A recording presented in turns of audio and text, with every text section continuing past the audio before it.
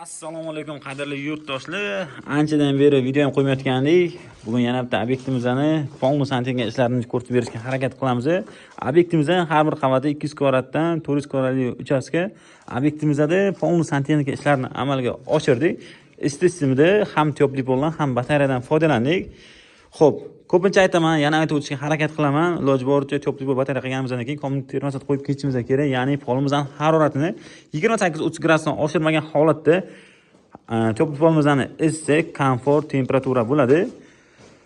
Xo'p, biz ham topli polimizni ham batareyamizni kommunik termostat orqali boshqaramiz. Ya'ni topli polimizni gradusini 28 gradus qo'yib, xonamizni isitish uchun quvvatni asosan batareyamizdan foydalanamiz, olamiz. Kollektorimizni taralganiga o'zingizlar baho berishinglar mumkin. Xo'p. Spanlimizni ko'pchilik aytadi, spanliga topli pol qilib bo'lmaydi deb. Xo'p, oldinlari shunaqa bo'lardi. Ya'ni uyda isitishimizda ham topli poldan ham batareyadan foydalanmagan, ya'ni bittasi qilingan.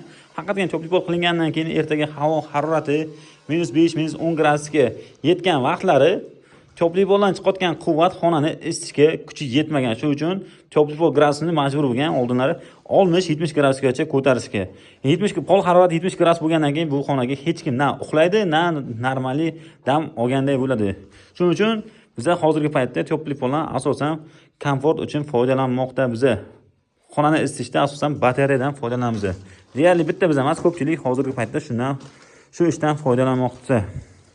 Sanuzilimizni ko'rishingiz mumkin. Tochkalarimizni o'zimizga yamab suvab ketganmiz. Ertaga orqamizdan kelgan kafilchilar bizani yaxshi gaplar bilan eslamasliklari uchun.